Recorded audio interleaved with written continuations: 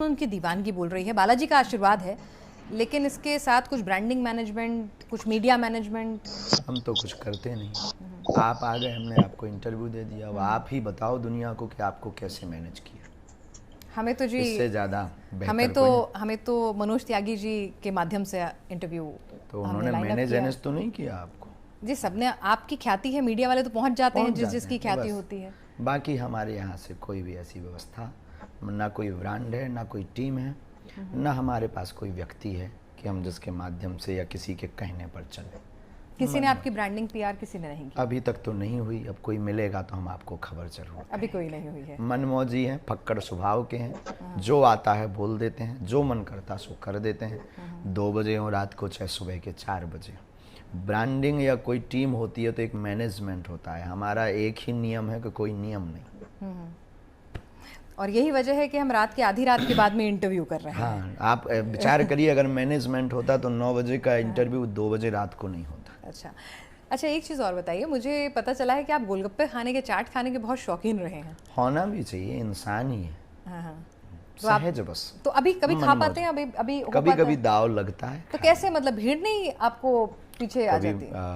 दुकान पे हल्का सा रुक करके पाके चल देते हैं। क्या आपको कुछ, महाराज जी, कभी ऐसा लगा कि मतलब क्योंकि अब आपका स्टेटस जो है वो मतलब किसी बड़े बॉलीवुड स्टार या जिस तरह का पागलपन दीवानगी उनको लेके देखी है, उससे ज्यादा हमने आपको लेकर देखी है। आध्यात्मिकता की तुलना नहीं हो सकती, मैं उसके लिए माफ़ी चाहती हूँ। लेकिन आपका जो जनता का जो आपके प्रति जो प्रेम है, जो दीवानगी है, उसमें क्या आपको लगा कि भाई मैं बहुत सारे ऐसे काम था जो आराम से कर सकता था, अब मैं ज़रा बाहर निकलूंगा तो ही भीड़ घेर लेगी, मेरी सिक्योरिटी को खतरा है?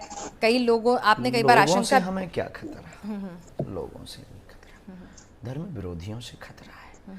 और दूसरी बात, हमने इसलिए नहीं विचार किया कि वो आते ही इसीलिए। तीसरी बात, दीवानगी हमारे नाम की नहीं, हमसे जो हनुमान जी सत्य बुलवाते हैं उस सत्य की दीवानगी है, यथार्थ की।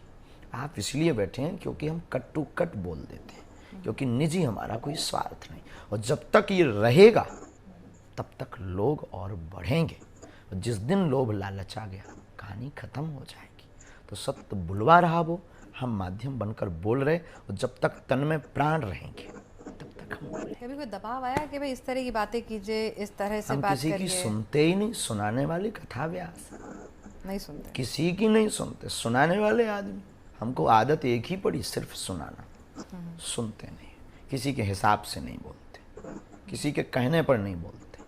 हाँ, भाव में आप हैं और हमें उचित लग रहा तो आपने प्रस्ताव रखा, स्वीकार अस्वीकार हमारा विधेय है। आप जिस तरह से आपने कहा कि बालाजी का आशीर्वाद है और उसी के आशीर्वाद के चलते जो है, हमने तो यही अनुभव किया आपने कि जो जिस तरह से तमाम भक्तगण बढ़ते जा रहे हैं। कई बार हमने देखा है कि आध्यात्म की राह पर जब निकलते हैं संत महात्मा, शुरुआत में वो ऐसे ही फक्कड़ होते हैं, यूं ही मनमौजी होते हैं, लेकिन बाद में चीज़ें बदलने लगती हैं। उसके पहले ही हम आपसे प्रार्थना कर चुके कि आप ईश्वर से प्रे करिए कि ये सद्बुद्धि और ये मति हमारी सुमति बनी रहे।